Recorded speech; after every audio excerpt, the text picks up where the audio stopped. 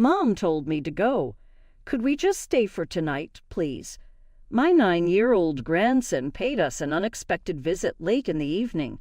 He was in his bare feet, blood seeping from his toes, when I hurried to answer the door. In addition, he was hugging his sister, who is 4 years old, closely as tears were running down her cheeks. Did you two really walk here all by yourselves? They gave me a nod, and I quickly opened the door for them. But my spouse was enraged when he awoke. I was stunned to see the grandkids cry from the horrifying look on his face. They should have been allowed to stay for just one night, I believed. Following that, I was astounded by what my spouse had done. I'm Eleanor, a 63-year-old housewife who resides with her 2-year-old husband, George. He taught high school until retiring at the age of 60. Both of our kids are grown-ups and self-sufficient. Our son, Simon, resides in the surrounding town, and our daughter, Claire, resides in a nearby apartment. Our eldest son's wife, Victoria, is breathtakingly gorgeous with transparent white skin. With such large eyes, she could make even ladies flutter. As long as she said nothing, she was the perfect daughter-in-law. She did, however, have a terrible mouth. Why a lady of my caliber would marry a man like him is a question that everyone asks. Are you saying Simon isn't up to your standard? He makes a respectable living and works for a prestigious firm, but let's face it, he's not particularly attractive. But I'm not that particular, so I suppose he's lucky. The insults she leveled at my own son made me feel furious. Who do you think you are? I didn't want to get into an argument, so I resisted the need to speak. My spouse, though, was unable to remain silent. Simon sure married quite an impressive wife, didn't he? Victoria seems unmoved by the snarky comment and even grinned dismissively. All Simon could do in return was grin. Victoria is too good for me, he declared. When I saw this, I assumed that my gentle son was probably having some marital difficulties. They did, however, have a child together, Daniel, our first grandson, in spite of their disagreements. Daniel had an exceptionally attractive face and bore a strong resemblance to his mother. He had Simon's personality in terms of kindness, which was the ideal fusion of his parents' greatest traits. Sometimes Simon would bring Daniel over to our place, and I always looked forward to it. Victoria did not come much, but I felt that this could be best for us both. Then, 5 years after Daniel's birth, we also received Emily, our granddaughter. She was a sweet little girl with wide eyes, round cheeks, and light complexion. But when I went to my son's house to celebrate her birth, Victoria gave the baby a contemptuous stare. Daniel is gorgeous and looks like me, so why is this one so ugly and plump? Is she even similar to anyone? She is not at all cute. Don't say that. You're a mother. She's adorable exactly the way she is. I am free to say anything I want regarding my own child. Are you attempting to cause me problems? I won't fall short against a hag like you, though. My husband's expression altered as soon as he heard this conversation from me next to him. He seemed ready to yell in my support, so I stepped in quickly. Rather, it was our kid who became enraged and raised his voice. Enough, Victoria. Parents arrived to celebrate. You can only be impolite to so much extent. How strange that you would confront me. Very intriguing, she remarked, giving Simon a fierce glare and appearing prepared to attack. I gave in easily. I apologized to Victoria. You're in a tough period right now after giving baby. It wasn't wise of me to say that. I'm sorry. I hope you will pardon me. Exactly. You ought not to have said. Instead of traveling all the way here, you might have just given a gift of money. I was unable to speak out, but Victoria's manners were always bad. It was because of these kinds of occurrences that we drifted apart later. But Simon still brought Daniel and Emily around to us on a regular basis. Although seeing our gorgeous grandchildren made us delighted, I was still a little worried. Daniel was intelligent and chatty, while Emily barely spoke at all, even at 3 and 4 years old. Her hands were dry and scratchy, and her pale complexion had acquired a rather dark shade from sunburn. Victoria responded to my question about it by saying Emily enjoyed playing in the garden. Having said that, our granddaughter's skin condition was quite worrying. Our family experienced tragedy one day. Simon, my son, went away unexpectedly. During his travel, he went from a pedestrian bridge's stairs, and an ambulance was called to take him to safety. He got intense treatment at the hospital after being taken there, but sadly he did not survive. I was so shocked that I was unable to even stand. You miserable creature, Simon. It had to have hurt a lot. Daddy, what's up, Dad? Awaken, awake. Emily stayed silent and bit her lip as Daniel sobbed hysterically. Victoria kept playing around with her phone without even blinking. Even though, in retrospect, I see that this was an odd situation, I was too distraught to notice anything else at the time.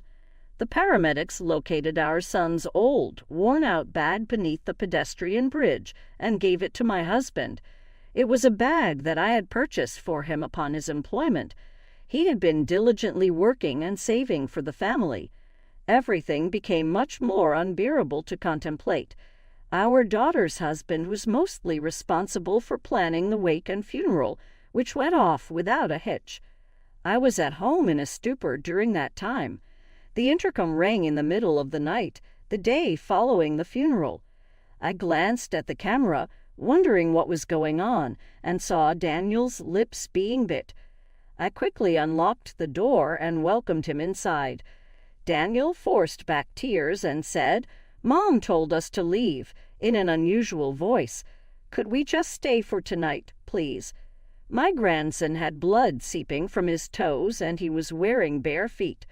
"Did you two walk here all by yourselves?" The grandkids gave a nod, but the travel from the nearby town took 10 minutes. Daniel, who is 9 years old, could be able to walk, but Emily was only 4 years old. They must have been scared because it was the middle of the night. My husband had also woken up when I allowed them into the living room, so I talked to him about Daniel's wish to spend the night. "Please, Grandpa, let's head out tomorrow," Daniel urged. "It's not at all," my spouse answered. The youngsters started crying, and I was taken aback by my husband's scowl and scared demeanor. "Can't we at least let them stay for one night?" My husband sobbed hysterically as he tightly clutched the grandkids, despite my pleas. He repressed his tears even during our son's death. Despite our 30 years of marriage, I had never seen my husband cry so much until now. "Don't say just for today. Stay here forever, poor you," were those words that let me understand his sentiments, and I started weeping uncontrollably. When I later asked the grandkids about what had transpired, they told me something startling. Despite being expected to be a stay-at-home mom, Victoria frequently left the kids alone at home throughout the day. She would often chastise Emily and shove her harshly for different reasons, even while she was at home. Victoria would yell fiercely, "Shut up," whenever Emily sobbed. "Keep silent, you bother me." Emily eventually mastered the art of weeping soundlessly. Because he felt terrible for Emily, Daniel apparently received criticism too when he attempted to stand up for his younger sister. Emily was not permitted to attend kindergarten, therefore she was not able to escape his mother's conduct as he could by going to school. Emily looked to have gone outdoors every day to weed the garden while her mother was living there.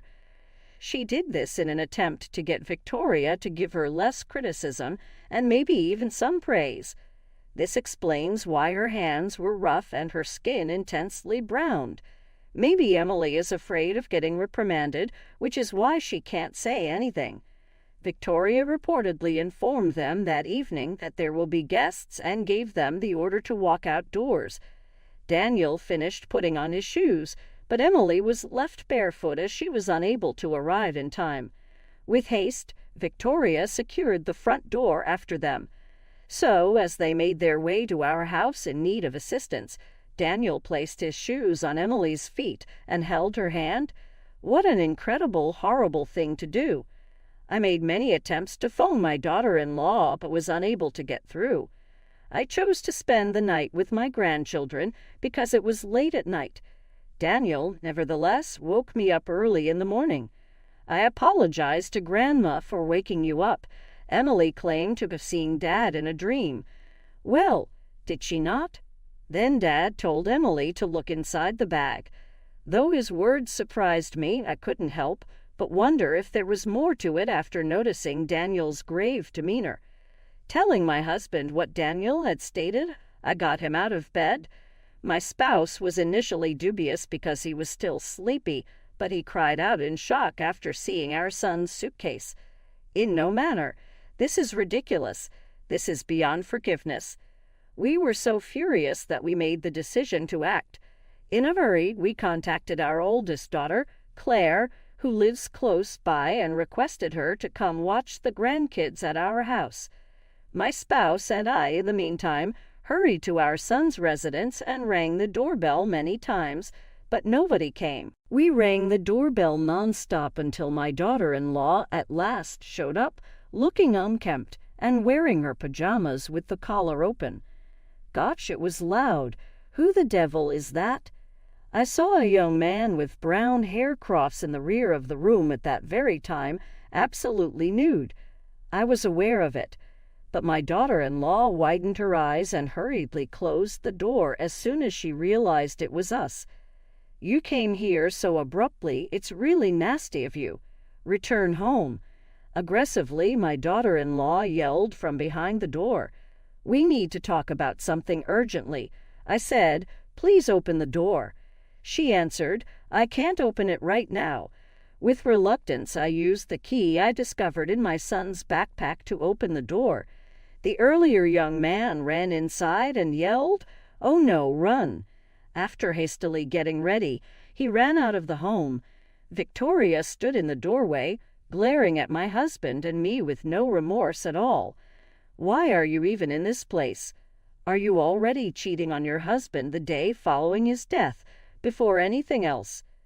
Stop being absurd.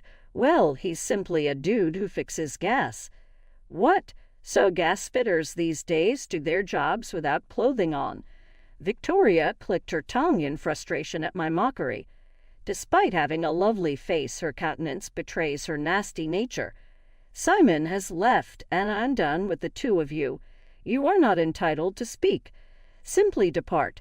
My spouse questioned her purposefully, his face crimson with rage. I can't see the grandkids at this moment. Where are they? My spouse then left to check something while feigning to look around the house. Victoria seemed like she was at a loss for words for a while, but then she started yelling at me. They visited a friend's home. What's incorrect with that? Avoid lying. When two children, ages 4 and 9, disappeared for the entire night, did you not worry? Even so, are you a mother? How do you know about that? Well, in what way are you aware of that? They walked all the way to our house late at night. She looked shocked and perplexed when I explained this to her, and she answered brazenly and shamelessly. My carefully reared son defies me, and our daughter isn't cute at all. Those brats don't need me. You may have these, but please pay me money. $100,000 is what I desire. Isn't it not much? I mean, she was the worst type of lady ever. The idea that a lady like her had caused suffering for my son and grandkids made me feel furious. Too bad you can't squander money in prison. I have a tape of our whole chat. Well, how innocent you are. For being a touch too severe with the kids, I'll be discharged quite soon.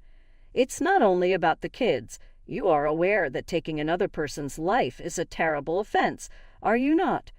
There's evidence. In actuality, Simon's journal was inside the bag. He assumed Victoria was having an affair because of her frequent trips. Additionally, there was a report from a detective Simon had hired to look into the matter. In fact, based on his account, his wife was having an extramarital affair with a young man that she met at a bar, the very man who ran away from the house. This was also written in the diary. I feel like my life is in danger. Simon had apparently had a number of near-accident experiences, including being almost hit by a car and nearly being pushed into train lines. He was ready for a divorce and had taken measures since he thought his wife was going to attack him. It may demonstrate my affair, but it doesn't demonstrate my murder of Simon. It's simply elderly people babbling away. The cops have more pressing matters to attend to. Can you still say that after hearing this? My husband showed up with a security camera in his hand while I was fighting with Victoria. The day before Simon's death, he had discovered it. As he wrote in his diary, he had placed a security camera in the living room. When the recording was played back, his wife and the young man were speaking. I violently shoved your spouse down the steps. This time, everything went smoothly. I'm grateful. We will now receive a substantial life insurance benefit. Victoria's lips trembled wildly and she went pale. I just said that as a joke. To what extent are you willing to lie? I'll request a reinvestigation from the police and bring all the proof with me. During interrogation, your partner in the affair may reveal everything about you.